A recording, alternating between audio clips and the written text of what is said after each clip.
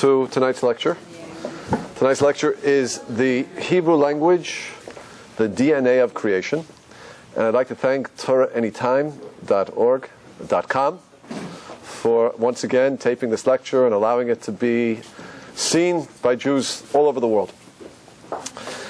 So tonight's lecture is a very fascinating topic called the Hebrew language, the DNA of creation. What does DNA mean? When we think about DNA, what is DNA? Right, I can't pronounce that. But there are many people here who can. But I do know what it is basically. I do know when you study the DNA of a gene, for example, you can detect and discover exactly what the thing is. The DNA is like the code that will tell you the symbol of what is there. It will give you the definition of everything that you need to know about what you're going to see in that cell and perhaps in that person. That's what we talk about when we say DNA. We call the Hebrew language the DNA of creation. What does that mean, that the Hebrew language is the DNA of creation? It means like this. The major premise we have as Jews is that Hashem created the world by first creating the 22 letters of the Hebrew alphabet and the numbers 0 through 9, and by combining letters together, He created the reality of everything that we know. The first creation was the creation of the Hebrew alphabet. So therefore each letter has a spiritual energy, and that energy combined produced reality. And you might not be aware of this, but we say this in our prayers all the time. Baruch she'amar v'haya olam. Blessed be the one who said, and the world came into existence. He said, He spoke. What does it mean that Hashem spoke? He spoke by combining the letters of the Aleph Beit together.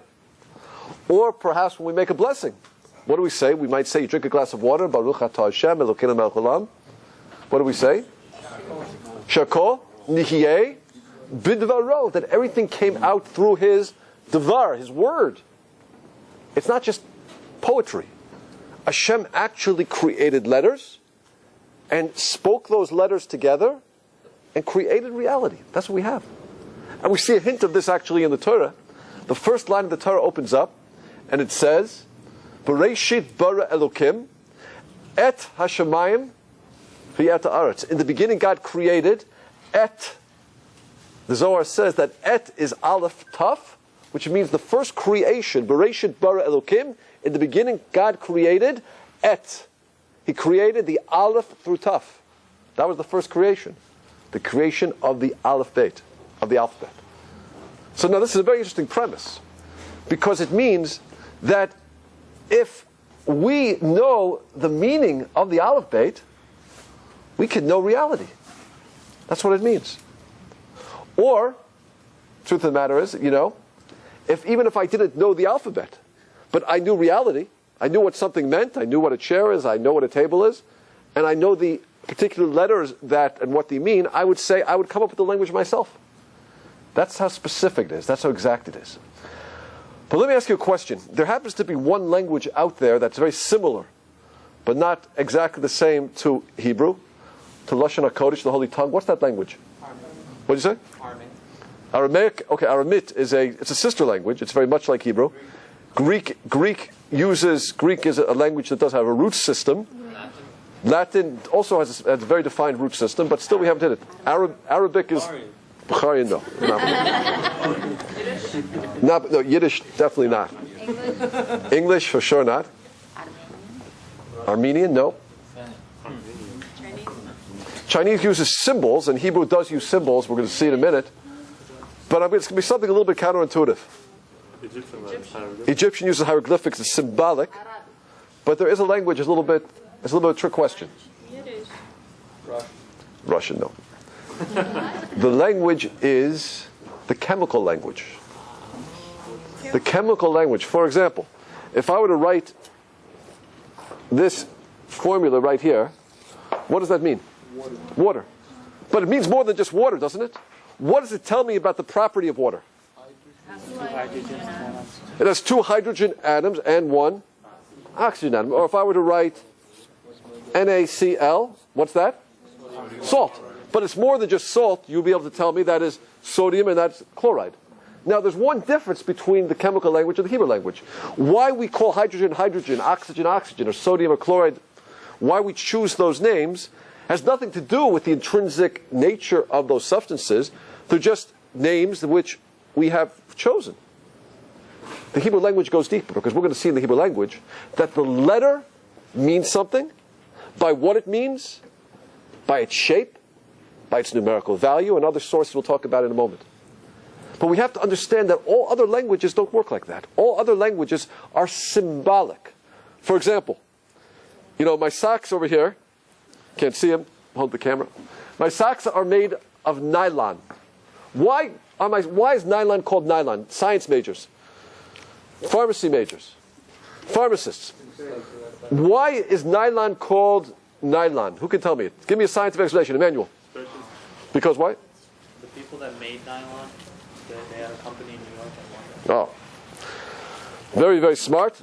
Nylon is called nylon. Why? Because the DuPont chemical factory had two offices, one in New York and one in London. Therefore, it's called nylon. Now, if you look back at the camera over there, you'll see a kind of rubber which sort of connects the base of the camera to the stand. That rubber actually is called bakelite. Bakelite. Who can tell me why it's called bakelite? Science majors? Why is it called bakelite? Baker. What's that? Fellow named Baker. Oh no, it was actually baked first. Like 50 years ago, they would heat up this material. It's good. That's a nice suggestion. Any other suggestions? Why it's called bakelite? This is the word, guys. Science people. Bakelite. Why? Bakelite. What do you hear about that? What do you hear in that? Behind the light. Behind the light? Okay, close. Dr. Bakelite happened to invent it. He used his name. So there's no reason why it's called Bakelite, except he chose to call it by his own name, or we chose to use his name. But again, there's no intrinsic meaning to the name and what it is. Now, what we're going to see in the Hebrew language is that the Hebrew language, every letter is going to mean something. Every letter is like an atom. And when you combine it with the other letters, you have a description of reality. That's the premise for tonight's talk. Okay. Now, to get there, we have to have a few fundamentals. Number one, how do we know what a letter means? How do we know what a letter means? So we basically have 5 sources. Source number 1 is the actual meaning of the letter. Aleph means an aluf, a champion, something elevated. Beit, bait, is a house. Gimel, gamal, camel. Dalet, dalet, door, etc. What the letter looks like is important, because the shape of every letter is actually composed of other letters. We're going to look at an aleph in a moment. You're going to notice it's composed of 2 yuds and above. Every letter is composed of other letters. So shape is very important, and not just the letters that compose it, but what it looks like is important. Another tool that we have is the numerical value of a number. We know that every letter not only has a meaning, every letter has a numerical value. Aleph is 1, Beit is 2, Gimel is 3, Dalet 4, etc. Chaf is 20, Lamed is 30, goes up to 400. So numerical values are going to mean something. We also have a famous statement in the Gemara Shabbos where Rabbi Akiva explains letters to us. It's a very important source. And finally, a very, very interesting source the Gemara in Bava Kama tells us is, listen carefully, the first time a letter appears in the Torah, where that letter begins the root of a word, that word will teach me the meaning of the letter. I'll say that again. The first time a letter appears in the Torah, where that letter begins the root of a word, that word will teach me the meaning of that letter. Okay, first time the beit begins at the root of a word in the Torah? Who can tell me? No, bereshit, but there means in. It's a preposition. It's separate from the root of the word. Bereshit bara. Bara means create. And as we know, beit means a house. Something you build, something you create. There's going to be consistency like that, as we're going to see. Okay? So these are our sources that we have. The actual meaning of a letter. Every letter means something. Shape of a letter. Numerical value of a letter. Description that Rabbi Akiva gives us. And finally, when the letter begins for the first time the root of a word in the Torah, that word teaches me the meaning of the letter. That's how it works. Okay? So let's begin and see if we can analyze a few different words and see what we come up with. I'd like to start with the word that we have, something that's relevant to our lives. Us. Who are we? What does it mean to be a human being? So let's take a look. How do we say human being in Hebrew? Who knows? Adam.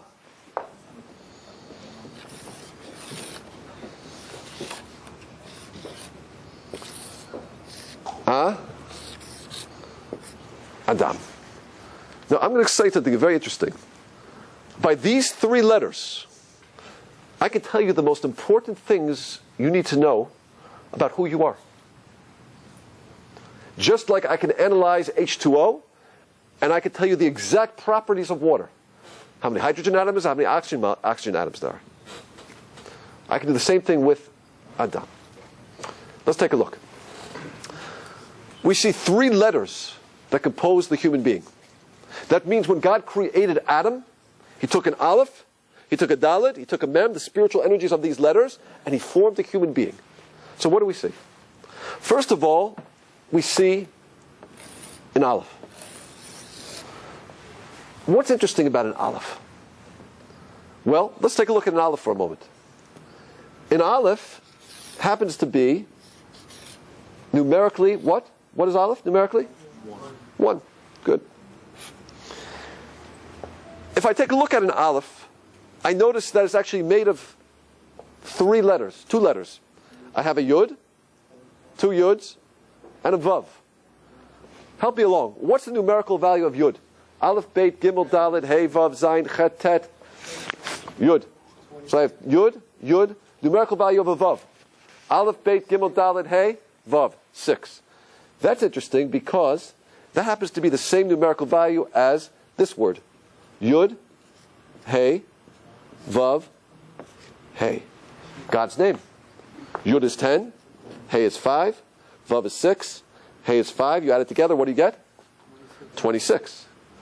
So we see in the structure of the Aleph the same numerical value as God's name. And that's very interesting. Why? Because Aleph, of course, is 1. Shema Yisrael, L'Shem Elokeinu, Hashem Echad.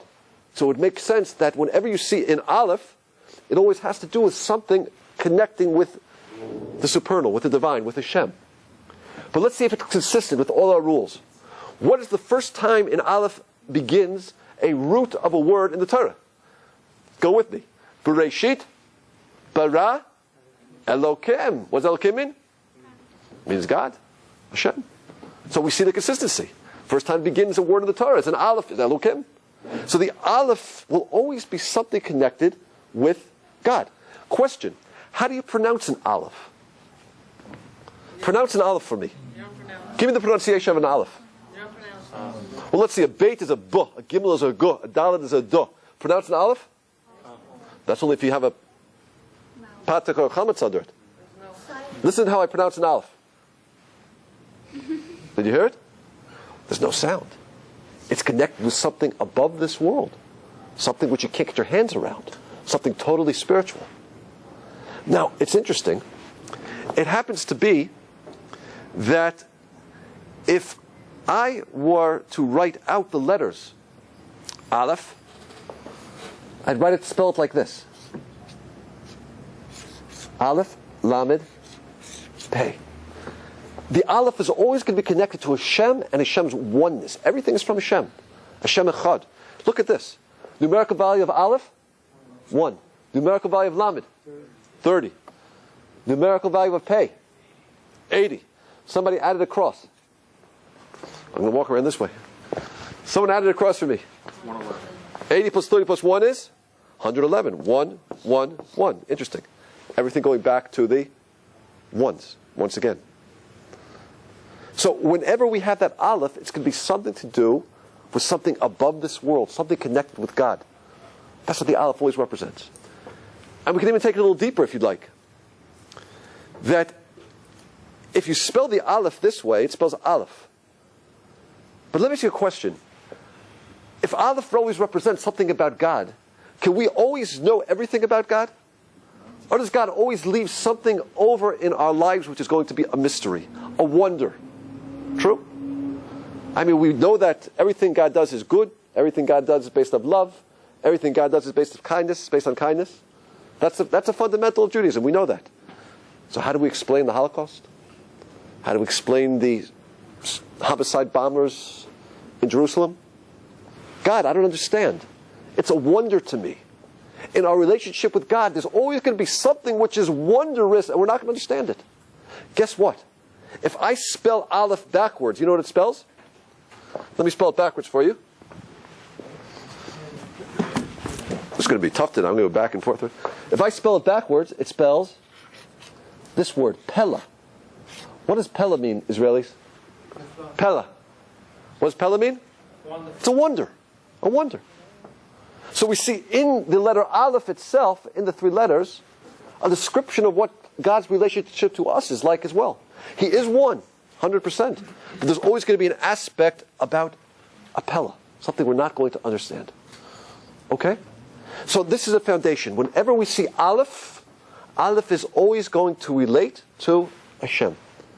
Oneness. 26. Pella. No pronunciation. You know, it's interesting also, how do we say 1,000 in Hebrew? Elef. Exact same three letters. Aleph is one. Elef is 1,000. Question, God has an infinite imagination. Surely he could have thought of two words, one to mean one and one to mean 1,000. Why does God use the exact same word? Because God's trying to teach us something. He's trying to teach us that look at the world, and you look at the world, you're going to see many, many forces. What are you going to see? You're going to see the ocean, and you're going to see the sun, which is 93 million miles away. It's going to cause evaporation, and evaporation is going to go in the air, and it's going to cause condensation, and condensation is going to create clouds. Then wind is going to blow those clouds, and then gravity is going to pull the rainwater down, and from the soil is going to produce a mixture of the soil with the water to produce life. You might look at all these forces and think, wow, look at all the independent forces. God is teaching us, no. They're all a manifestation of His oneness. Many, many forces. Elef, but it's all Aleph. Do you hear the consistency? So whenever we see that Aleph, my friends, it's always going to be in relationship to God. Now, let's take a look at the human being. First thing you have to know about a human being is what? Well, we have an Aleph. We have a divine spark. The image of God is inside of us. A human being has to know that. If you think you're just an animal, and you don't realize that you have a divine image, it's telling Elohim, you're never going to find any fulfillment in this world. Because the divine image needs satisfaction. It needs Torah, it needs mitzvah, it needs Shabbos. It needs a connection with its source. That's one thing about the human being. But look at the second part of the human being. Dam. What does dam mean? Dam means blood. Blood is the physical side of who we are. Now, why is blood the perfect description of the physical part of the human being? Question. How many miles of blood vessels do we have in our body if we were to line them up head to toe, head to toe, head to toe? Give me a guess. How many miles of blood vessels do we have in the human body? Doctors. How many? What do we say? 10 miles, 20 miles? 1,000 miles, 2,000 miles? Try this number right here. 33,000. We have enough blood vessels in our body, if we were to line them up head to toe, to circle the globe twice. Now, it's pretty good that God created in a way, Hashem created in a way that He compacts it into a 35-inch, okay, 36, whatever, which waistline. That's pretty good. But that's why blood is the perfect description of the physical side of who we are. Now, let me ask you a question. If a person thinks, look, I just want to be spiritual. I just want to meditate all day. I want to go off on a mountain and communicate with God. And I don't need friends, and I don't need family, and I don't need relationships, and I don't need delicious foods. I just want to be a spiritual being. I don't want to get married. I just want to go off somewhere and communicate with God my entire life. Do you think such a person is going to be happy? No. Maybe they've involved their aleph, but they've forgotten the second side of who they are, which is the physical side, the dam. So the first thing we see about the human being, just from these three letters, is exactly who we are. We're both spiritual and we're physical. And the challenge of life is to blend these two elements perfectly. To make it appear that the spiritual and the physical are the same thing. Like on Shabbat. You know, is Shabbat a physical day or a spiritual day? What is it? Well, it's a spiritual day, but we spend it eating. Right? So what is it? There's a beautiful blend of what we say is physical and spiritual. Now let me show you how deep this goes. Where do we get the blood from? Who gives us the blood of life? Well, we get it from who? We get it from our mother, our aim, and we get it from our father, our Av. Numerical value of Aleph is what? 1. Numerical value of Mem is 40, 41. Numerical value of Aleph, 1. Numerical of Beit, 2. It's 3. What do we see? 44. That's interesting. Dalet, numerical value, 4. Mem, numerical value, 40. 44. What a coincidence. The Dam is provided by who? Av V'Aim. Numerical value, 44. But it makes sense. Why? Because if God took these three letters and formed the human being, obviously it would make sense that the source of the physical side will correspond with the providers of the physical side of who we are. Now, let me ask you a question. What is the job of the human being? What's our job? Are we supposed to stay the way we are? Are we supposed to grow? In fact, we're born with a lot of potential. Tremendous potential. But our job is to take ourselves and become something greater. Now, that's interesting. Does an animal have that challenge? An animal? Does your dog ever have to become more than just a dog? Does your cow ever have to become more than a cow? Right? When I was little, my mother used to say to me, don't eat with your fingers. Bring the food to your mouth, not the mouth to your food. I've never heard anyone say that to their dog. The dog does exactly what they're supposed to do. In fact, they do what they do. In fact, they serve God beautifully. Animals serve God beautifully. There's no resistance. There's no need to be anything but they are. That's interesting, by the way, because the word for an animal in Hebrew is a domesticated animal, is a behema, which is an interesting word. Why? Because it means ba-ma. In it is what it is. Ba-ma. In it is what it is. That's all it is. No need to change, no need to grow. But look at the human being. If we flip around these letters a little bit, what do we see? If I were to put the Mem before the Aleph, what does this letter spell? What does this word spell? Ma? Od. What does Od mean in Hebrew? It means more.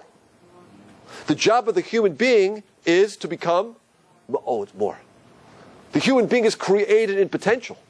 But our job is to make ourselves something greater, to refine ourselves, to perfect ourselves, to take the raw material God gave us and to give it back as a completely different creation. That's our job. Not to stand still, but to grow, to become mi'od.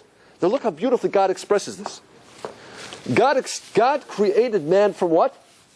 It's called Adam because he created him from the Adamah. Adamah. What does Adamah mean? Adamah means the earth. Adamah, the earth. Tell me something. What's the difference between the earth on 55th and Lexington and the same earth in some field out in Nebraska or out in Tashkent? What's the difference if you're going to do a chemical analysis of that dirt? Tell me the difference between the dirt on 57th and Lexington and the dirt out somewhere in Kansas. What's the difference between that dirt? It's the exact same thing. So why does the dirt on 57th and Lexington cost you $1 million a square foot? Location. And the land and the dirt out in Kansas or Nebraska cost you maybe, I don't know, $10 a square foot? What's the difference? Location. The difference is what you choose to do with that dirt. If I take dirt and I build a skyscraper on it, or I use the dirt to create a beautiful field, it's worth something. But the dirt has no real value by itself. Its value is what I choose to do with it. Now that's interesting. That's why God created man from the Adamah. Because Adamah is something that exists in potential. And it's up to you to decide what you want to do with it. Now it's very interesting. Look at this. I can vowel these 4 letters a little differently. And Israelis, watch this very closely. If I vowel it like this, Adameh, what does Adameh mean? Israelis? What? Adamah means earth, ground. What does Adameh mean? Listen carefully. In Hebrew, Adameh means I will be similar. I will resemble. Or I will be domeh. Domeh in Hebrew means similar. I will be domeh to the Aleph. I will resemble Hashem. I can either be dirt or I can resemble God. Right in the same 4 letters, it has both descriptions. God created man from the Adamah because the human being has free choice. You could choose to be dirt or you could choose to be Adameh, to resemble the Almighty. That's up to you. Do you hear how it works, everybody? Go a little deeper with it. What did I say? If I were to ask you a question, what are we? Are we bodies with souls, or are we souls with bodies? Am I a body that happens to have a soul, or am I a soul that needs a body in order to fulfill its purpose in life? What's the real me? What am I taking with me forever? We've all been to many funerals. What lies in the ground and decays? The body. What lives on forever? We happen to be souls that need bodies to accomplish our mission.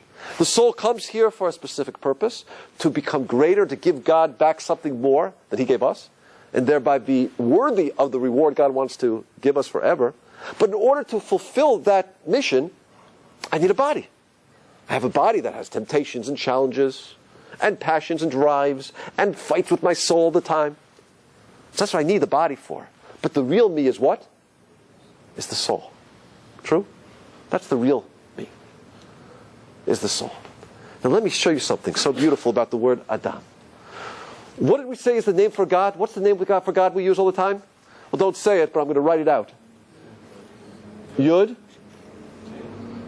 Hey, Vav, Hey. I don't want to pronounce it. We say Ado Shem, right? We say Hashem. I don't want to say the word, but in prayer we would pronounce it. Now, we could break up this word even further. Let's write it out. If I were to spell out a Yud, how would I write it? I'd write it like this.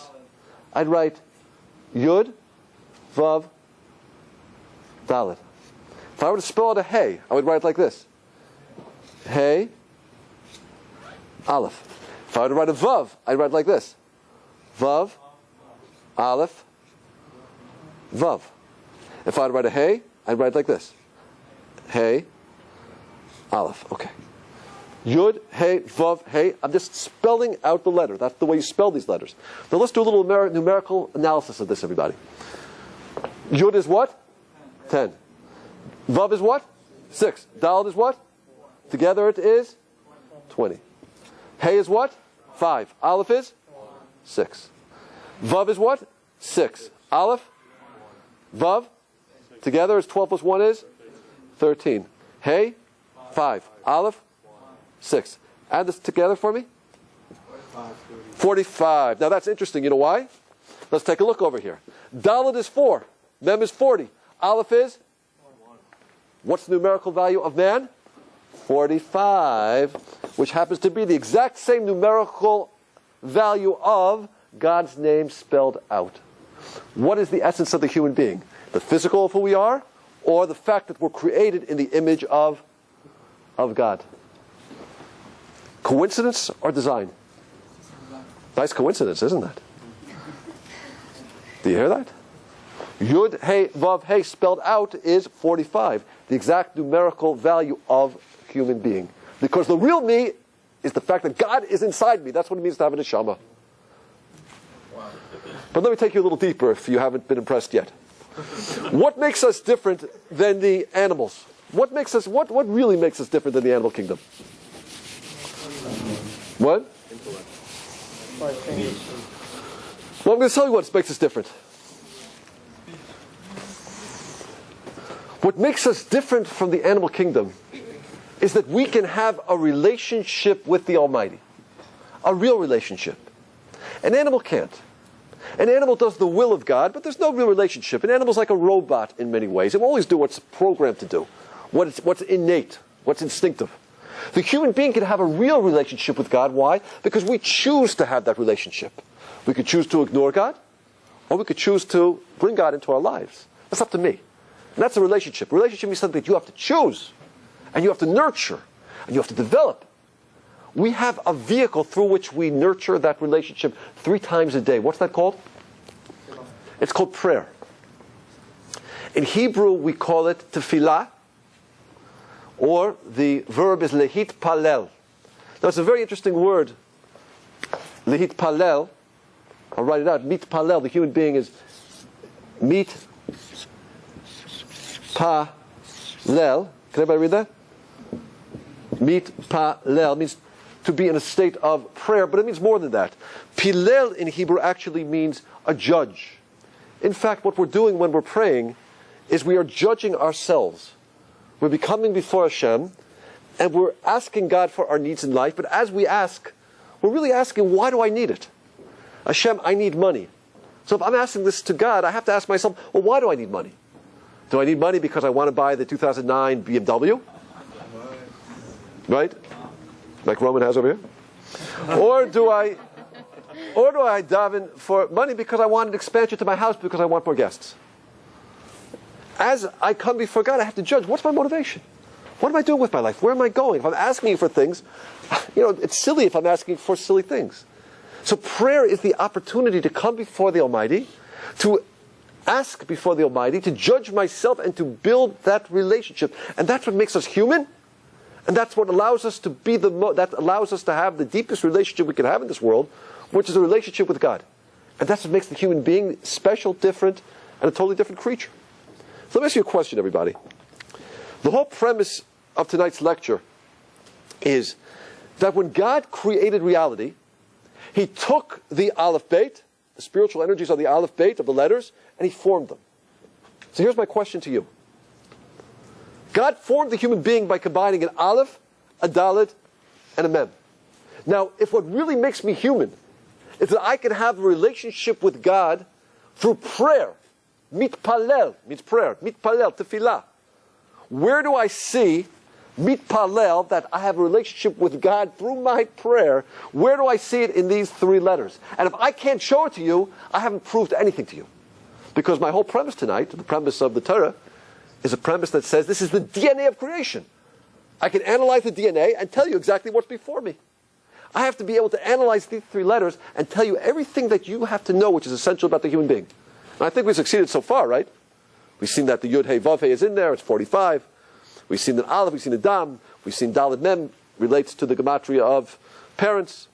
But where do I see that the essence of the human being is that I have a relationship with God in prayer? How do I see it in those 3 letters? Can anybody tell me?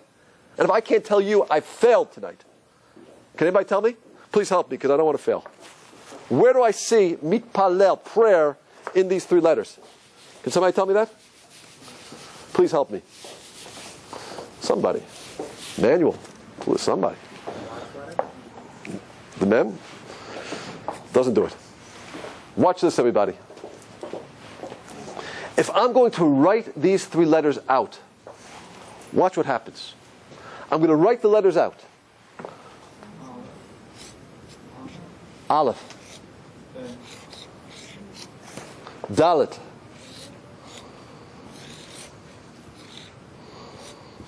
Mem.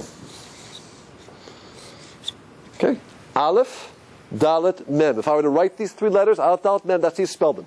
Now watch this. If I take the first 3 letters, what do I have? Adam. Look at the letters backwards. What do those letters spell? Mem, Taf, Lamed, Pei, Lamed. What do those letters spell? Mitpalel. What makes the human being different than the animal kingdom? That we can have a relationship with God through prayer. What a coincidence that we find the exact letters that spell mitpalel in the exact order, almost, with one letter out of order, which means prayer. Right there in the three letters that compose the human being. Design or coincidence? Could a human being have created this language? Is there too much reality packed in these three letters, which tells me everything I need to know about the human being? What do you say? Should we go on? Let's go on. Okay. So that's Adam. Now it's interesting, by the way, just, there are many different names for the human being in the Torah. One thing we see, of course, we just said, we see Adam. Another name for a human being is an Enosh. Another name for a human being is an Ish. An Ish. So it's interesting, all these things have to do with an Aleph. You could be an Adam, that's somebody who exists in potential, hasn't yet actualized who they are. You could be an Enosh. Enosh means he's fallen away from the Aleph. Somebody who is at a very low level is Enosh, you see in the Torah. At the time of the flood, they were called Enoshim, because they had fallen away from their Aleph. They forgot that they're divine. They thought they were just animals. You could have an Ish, Yesh Aleph. There is an Aleph. That's a very high-level human being. Again, the human being is always described in relationship to how he is living his Aleph. Are you living like God, or are you living like an animal? Who are you? That's what God's always looking to see. Let's try this one. Somebody please define for me, give me a definition of love. Of love. Not the word, give me a definition. Definition of love. Love is giving, good. What's another definition? What did you say back there? A disease cured by marriage. A disease cured by marriage. Huh? Disease cured by... It's very funny. Give me a definition. I remember when I was growing up, there were some popular songs, right? I remember one was, love is a second-hand emotion. Love is all. Right? Love is all you need. Love is a four-letter word. She loves you, yeah. So, give me a definition. Give me a definition. Someone give me a definition. Define it for me. Can we define love? What's that? If you could, you'd be married. The best definition I heard was, right, nothing that marriage cures. Okay. But let's see over here. Let's see if we can give a better definition than that. How do we say love in Hebrew? Okay, let's look at the first one. Look at the verb. Ehov. Ahav.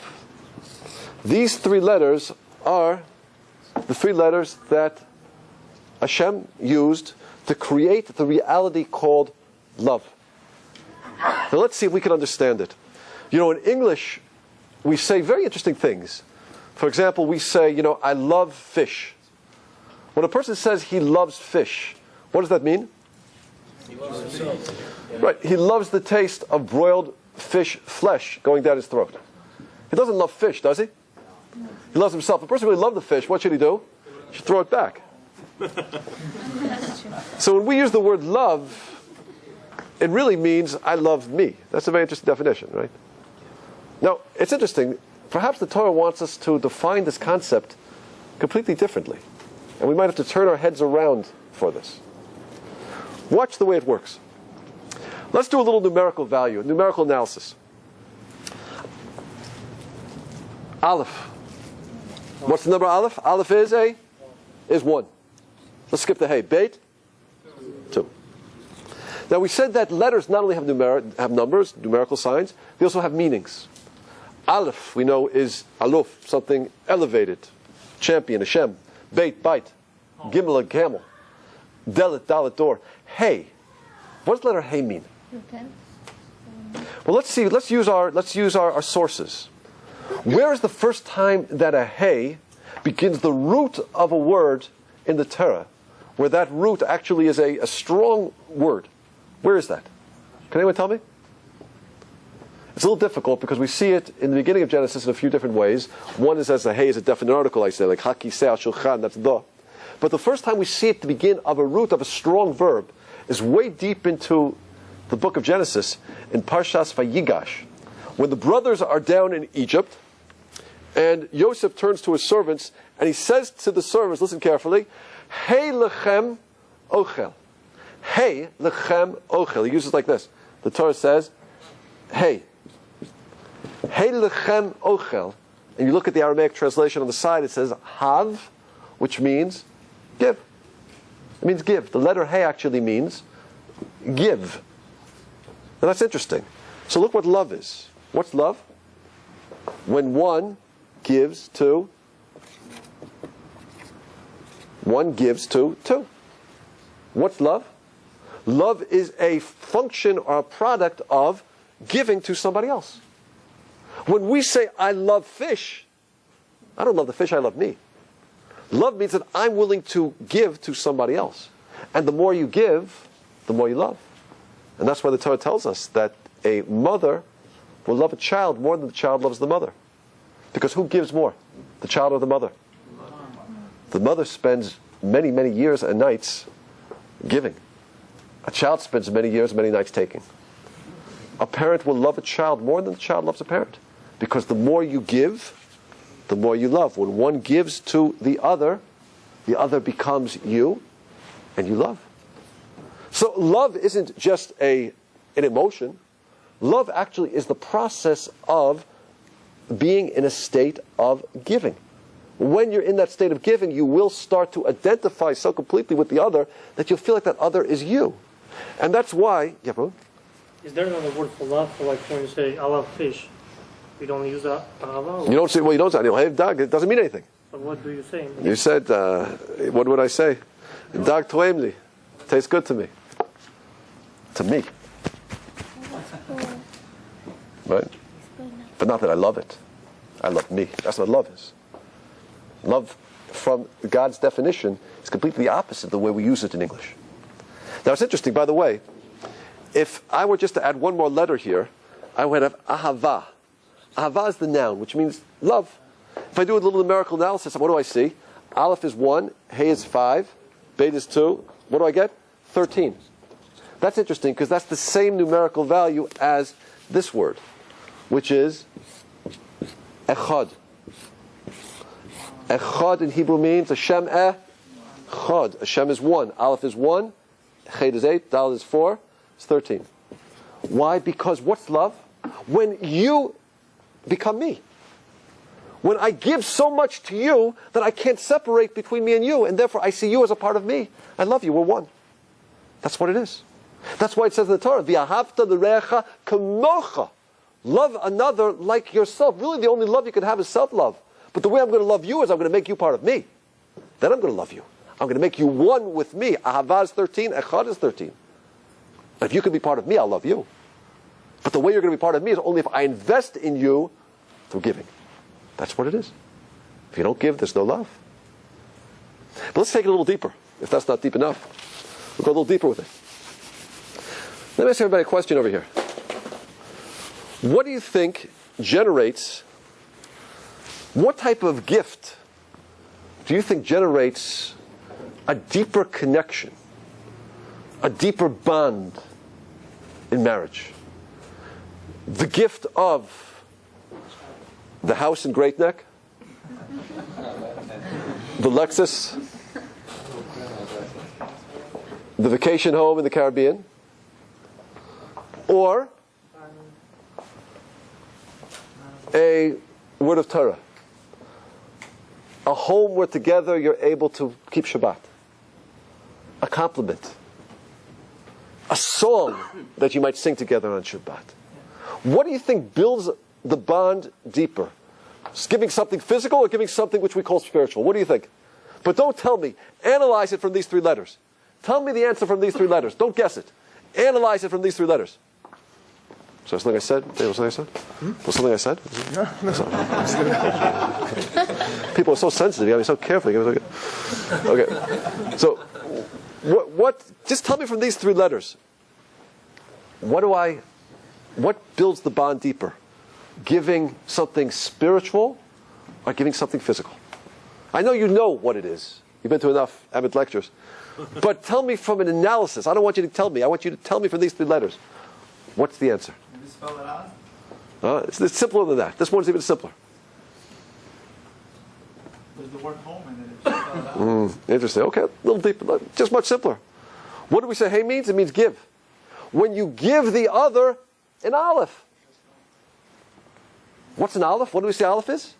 Aleph always has to do something with the alof, something with God. Something connected, something above this world. Give him or give her an aleph. How do you give an aleph? You bring Torah into the home. You bring Shabbat into the home.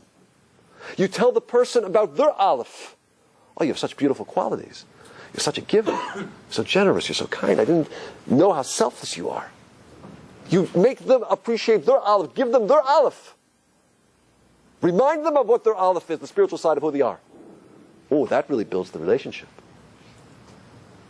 Maybe we understand why in America there's a 65% divorce rate. Maybe we understand it. Maybe people are too busy giving houses and cars and vacation homes, but they're not giving the gift that really builds love. A connection with God. Together we can build a relationship, we can build the connection that we couldn't build by ourselves. Interesting. Now, it's interesting also, if you look over here, that the letter Hey also means Hayah. Hayah is the first time we see it actually in the Torah. Hayah means, it's a verb, lihyot, means to be. What does it mean to be? You can get up and jump, you can get up and run, you can get up and sing. Get up and be. What does it mean to get up and be? It doesn't mean anything. It means a state of existence. That's what it is. It's a state of existence. Hayah, like is. Right? In Russian we don't have that verb. In Hebrew they have hayah. Hayah means it is. It's in a state of being. So look at this. What do we say love is? When I make you a part of me. Love is when one is two. I give to you to such an extent where one becomes or is the other. That's when I love you, because you're me. Because really I can only love myself. But I would expand myself to include you as part of me. That's it. One gives to the other, one becomes the other. One gives the aleph. Wow, then you really have something in life. It's too bad people don't know this, right? Because popular songs you hear are all about really loving myself. She makes me feel this way, he makes me feel that way. Never do you hear, lines like, I'm giving. I'm going to stay up all night and talk to you. Right? I'm going to spend the night in the hospital with you. You don't hear lines like that. Because people think love is about themselves, not about giving. But we see from the Holy Tongue, what? No, it's the other way around. Beautiful. Let's go a little deeper. We're talking about love. Let's talk about men and women for a moment. In Hebrew, the word for man is ish. The word for woman is isha.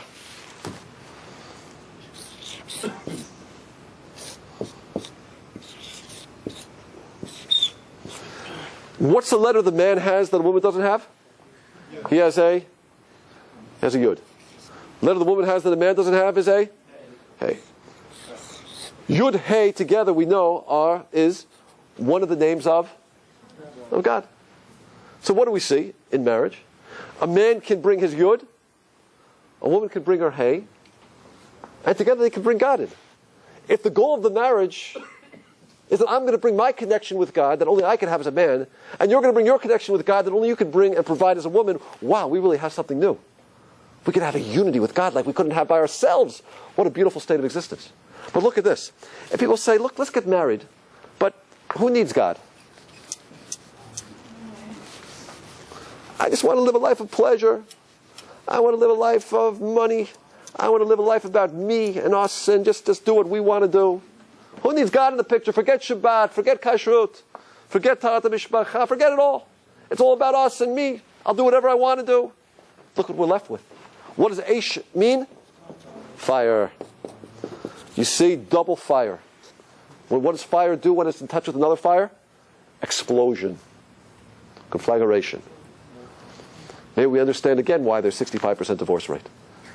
People aren't bringing God into the picture. What do they have? Two fires.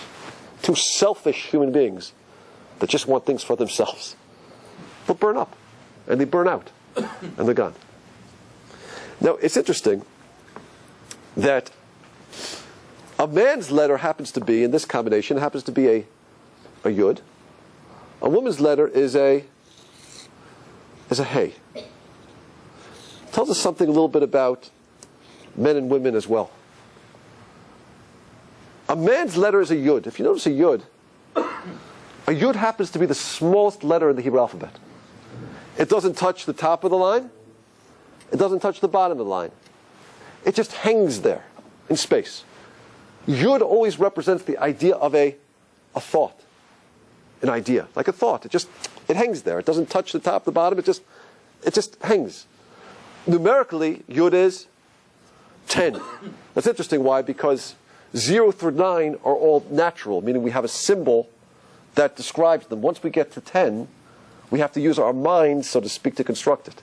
We have to put it together by 1 and a 0. It's called a thought number. Yud always represents the idea of an idea of thought.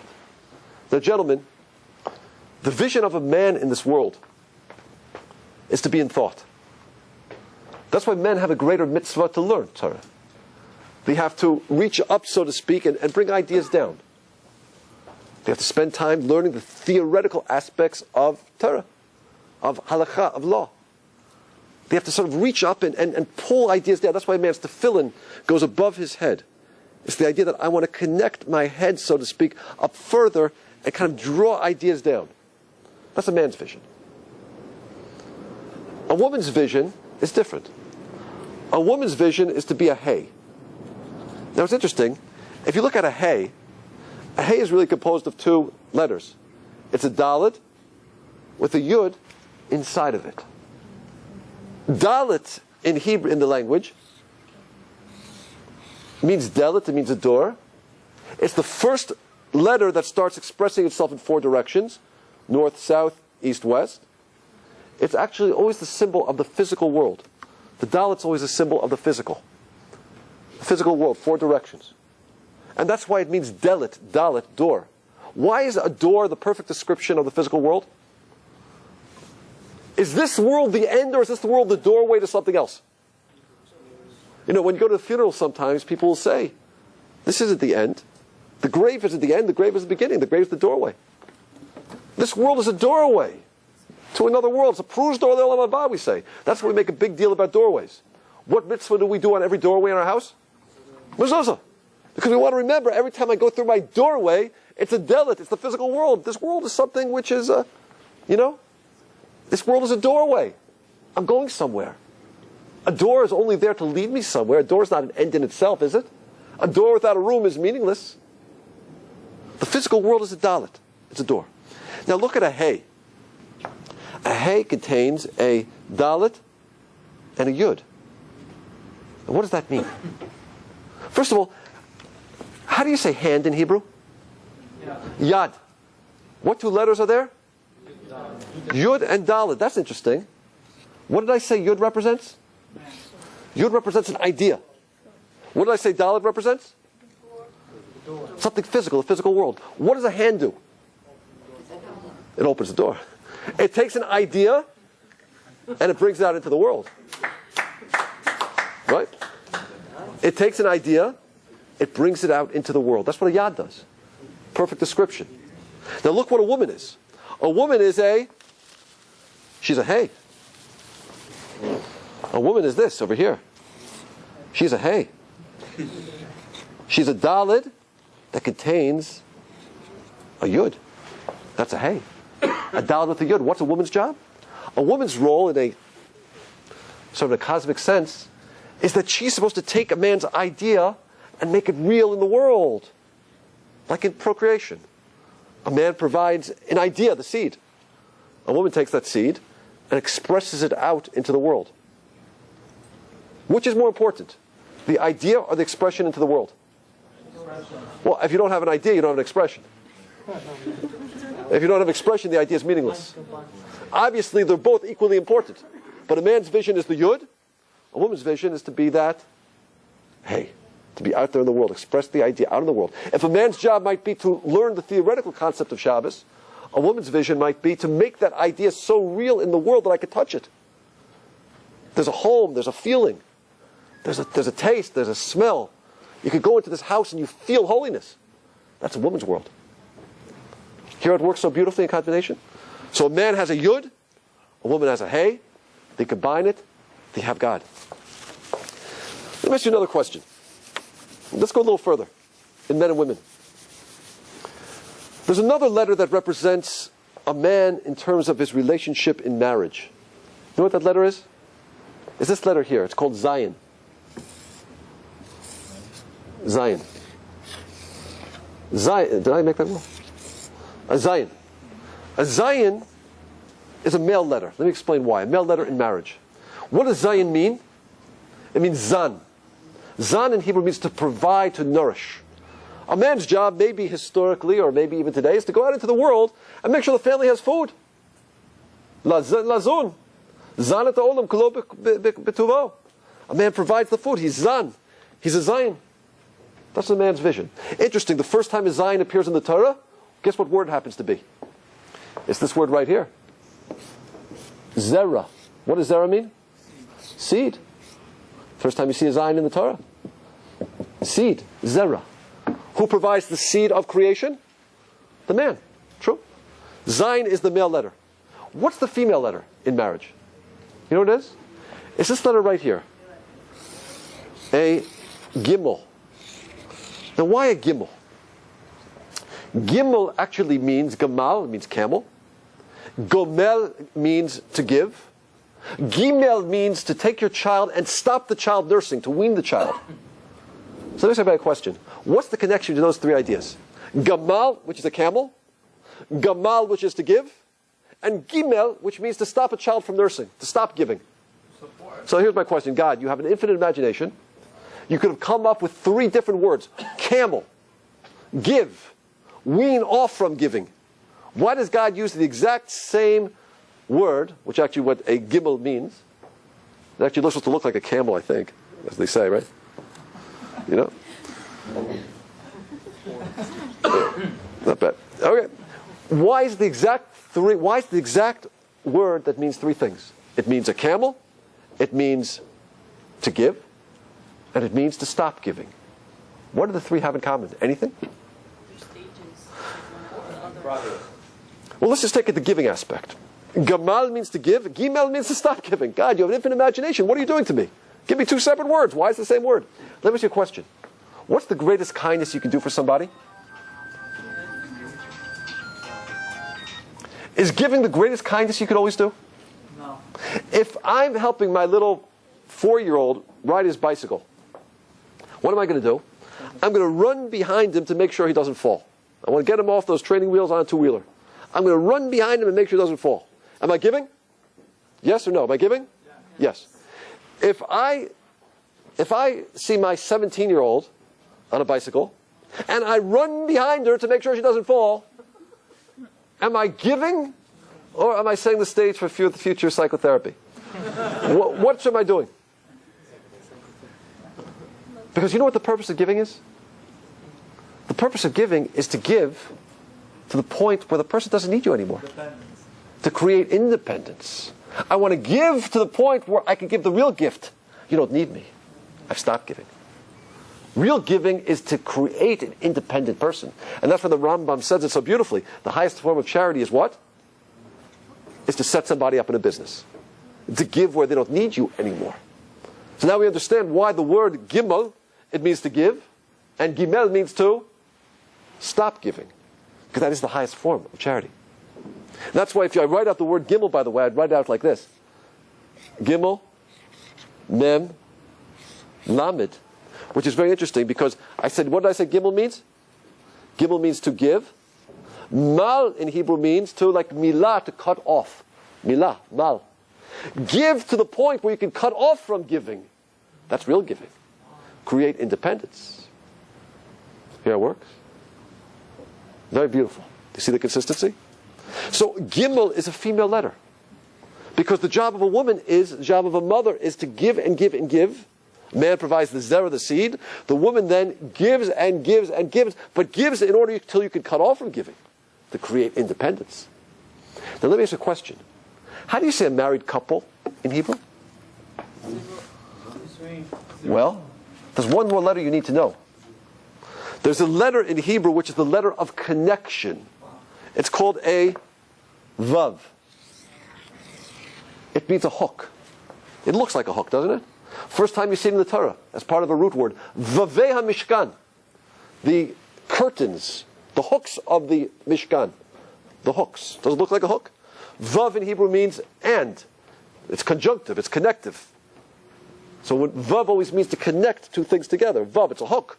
So how do you say a married couple in Hebrew?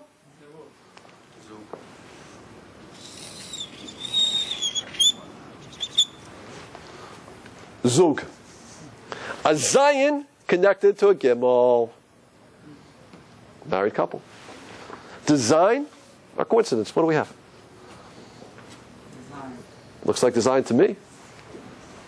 Let's take a few more examples. Quick examples. You know, whenever I speak, I always speak about how much God loves us.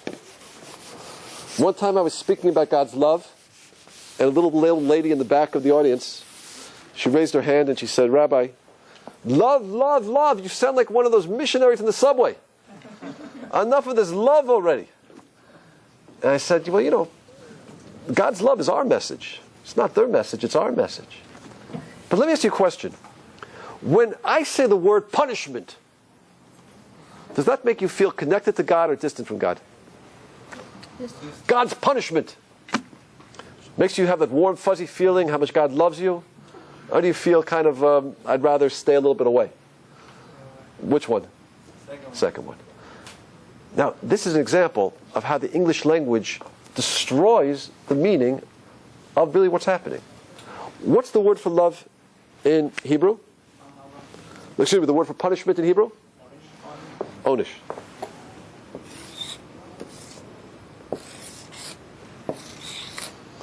Let's analyze this word. Onish means punishment. Let's analyze it. First of all, we have an ayin. Ayin in Hebrew means a eye. A naim or eyes. Whenever you see an ayin in any word in the Hebrew language, it has something to do with an eye. What does an eye do? An eye looks, it examines. Iyun is analysis. The hitanein is to think deeply about something. The eye has to do with looking deeply, analyzing. This two-letter root, nash, the nun means something, the shin means something, but for tonight's discussion, let's just analyze it as a root. Nash. Well, how do I know what this root means? Well, let's look for the consistency.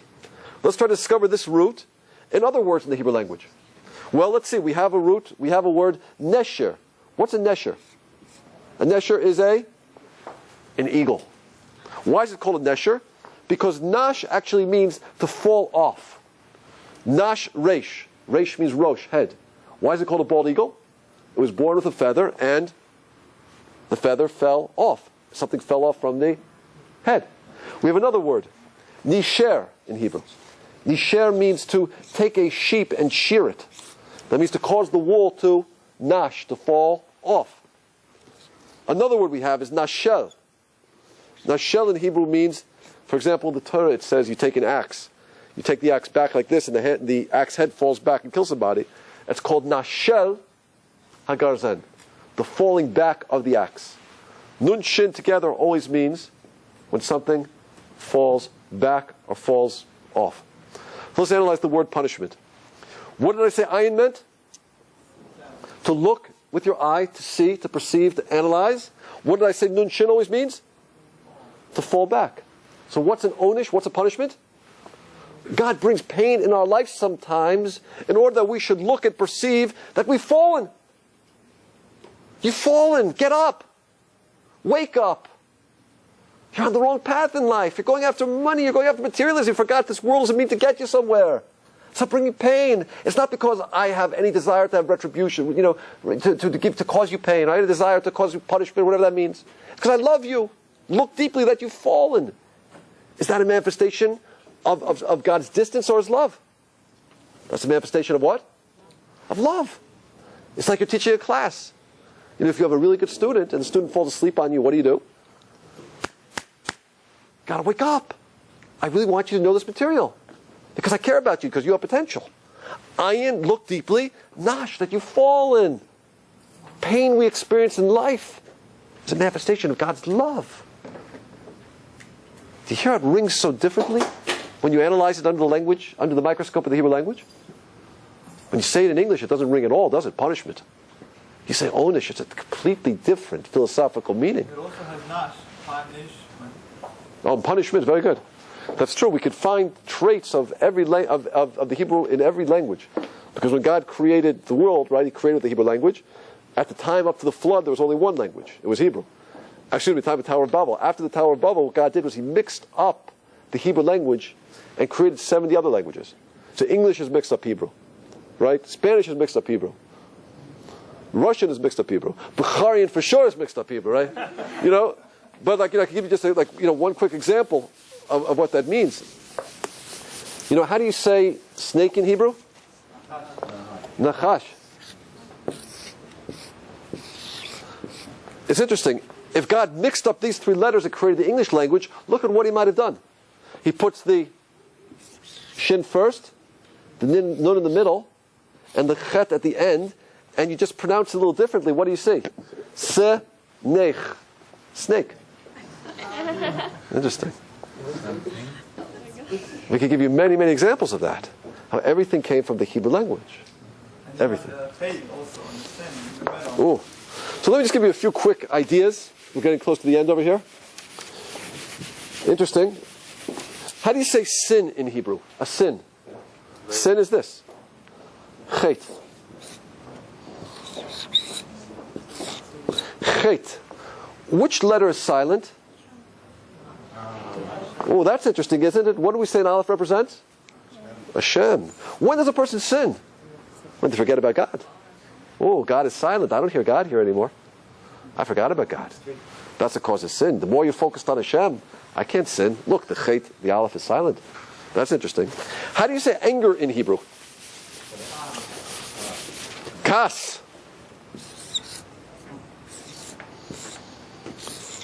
Kas. If I rearrange these letters a little bit, I could write it like this. Kas, ayin. What did I say ayin means? To look, the eye, perceive, think. Kas in Hebrew means what? Michaseh means to cover. What's anger? When I've covered my eye.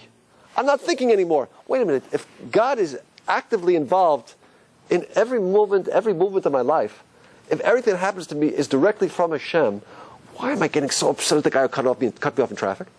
Why am I getting so upset at that guy who insulted me? Why am I getting so upset at that sales clerk who... I mean, everything is from you, Hashem. It's all there from you. So what am I getting so angry about? You know why I'm getting so angry? Because I'm putting my head in the sand.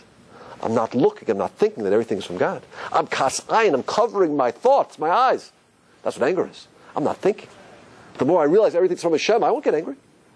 Interesting. Let's go a few more over here. It's interesting. We said that the essence of the human being is that we have free choice, right? The word for choice in Hebrew is bachar. Now it's interesting. Free choice means that I can either choose to come close to God or I can choose to distance myself from God. It's interesting. If I rearrange these three letters and I put the chet first, what does that spell? It spells chaver. I could use my free choice to make God my friend, or I could spell it differently, cherev. I could use my free choice to have a sword between me and God. That's the power of free choice. You see those three letters are defining exactly where man's free choice lies. Is God going to be my friend, or is God going to be my enemy? What am I going to choose? Interesting. I think it's kind of cute that the word for pregnancy in Hebrew is this. How do you spell pregnancy? Her, yon. How many days does it take to go from conception to birth? It's 9 months and 1 day. which is 271. Let's do a numerical value here. Hey is 5. Resh is 200. Yud is 10. Actually, there's an aleph there. Vav is 6. 1 and 50. Let's add that together. What do we have? 250. 260. 265. 271. That's interesting. Let's do another one.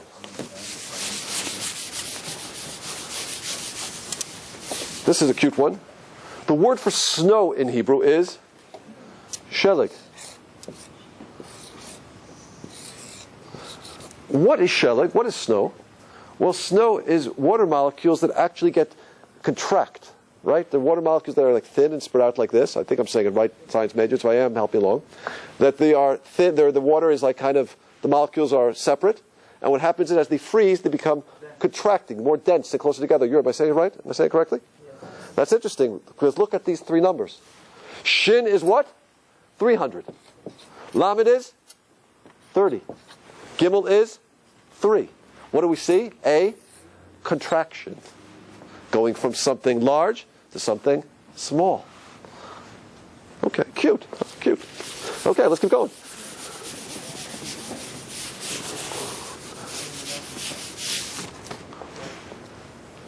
What makes a tzaddik a tzaddik? What makes a righteous person a righteous person? His mind is over his. What makes a righteous person is, we mentioned the two parts of who we are. There's a body and there's God. A righteous person is somebody who rules over his body. So it's interesting. If we write tzaddik, I write it like this. Sad, kuf. You know, the letter kuf, I love that letter. Why? Because letter kuf in Hebrew means a monkey. One of the 22 letters of creation is a monkey. What's so special about a monkey? They're very cute. And they look very human-like. You know, as Jews, and I don't mean to shock anybody, we don't believe in evolution of the monkey to the human being. We believe in de-evolution. That it's possible for us to go back and be like a monkey. And we forget that we're creating the image of God. The monkey is there to remind us what you're not supposed to be. He looks just like you, but he's not you. He doesn't have a soul. He has no challenge. Is there a yud there? No. He goes tzedek, the rooted tzedek, the roosted tzedek, right. The monkey just lives by his desires. Whatever he wants to do, he does. He's programmed to do. He has a temptation, he does it. If he wants to eat a banana, he eats it. He doesn't even make a blessing. So whatever he wants to do. That's a kuf, that's a monkey. But you know what the human being is, a righteous person is? He's a kuf, you're right. The human being does have a monkey. We are very physical. If you look at the DNA of an ape and you look at our DNA, I think it might be the same DNA. They look very humanoid, very human-like. But a tzaddik is, the two-letter root tzad in Hebrew comes from latsud. What's latsud mean? To hunt. Or to trap. Tzad means side. The way you trap something is you create sides around it. Latsud means to hunt, to trap. So what's a tzaddik? Somebody who traps, who harnesses, who controls his monkey. A tzaddik is somebody who rules over the animal and who he is. That's a tzaddik. He doesn't let the animal rule him. I'm not going to go after my desires. I'm not going to go after my passions, my temptations. I'm going to let God's word rule me. Rule over the monkey. Controls it, traps it, hunts it, harnesses it. See how it works? That's a tzaddik. So does it mean all human beings are tzaddik? Every human being has the potential to be a tzaddik. Nobody's born a tzaddik. Otherwise, you're a monkey. You know, little children do what they want to do. We train children now to rule over the animal and who they are. We begin to train them to say a blessing, to say thank you, to hesitate before they eat. They're beginning to rule the body, to rule the monkey, and eventually to get to a point where every decision we make in life is, God, what do you want? Not what does my stomach want? That's the goal of life. You know, we said that the premise of this talk is that God created the 22 letters of the Hebrew alphabet, and with those 22 letters, He created all of reality. And I think we're seeing that a little bit tonight, are we? A little bit. Just a taste of it tonight. There's so much more we can do. Time is short. Let me ask everybody a question. We end with this idea. In every language, tell me, when you want to create something from nothing, what do you say? A magician, kosem. He takes a hat, says, I'm going to pull a rabbit out of this hat. What does he say? Abracadabra means I will create something from nothing, right? How do you say it in Russian? Abracadabra. How do you say it in any language? In Bukharian, how do you say it? Abracadabra. Listen to this. Sefer Yetzirah, one of the oldest books of the Zohar, which is attributed to Avram Avinu, Abraham. The Sefer we have called the Book of Creation. At the beginning of the Book of Creation, he describes how God created the world. That's to say, God created the Aleph Beit, and then spoke the Aleph Beit, spoke out the letters, and by speaking out those letters, created reality. And listen to what the Zohar says, the Sefer Yetzirah says. Kodesh Baruch Hu said the following: Abara, I shall create. Ku da bra. Abara, I shall create. Ku dab ra, through speech. Abara kudabra, I will create as I speak. Abara kadabra.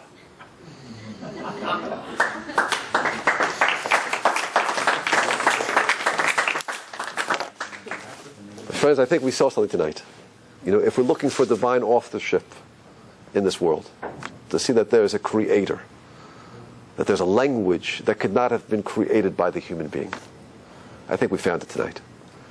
And if we need any proof that there is a creator, one who can line up letters in a way that they describe reality perfectly, perhaps it shows that the creator is the source of the language.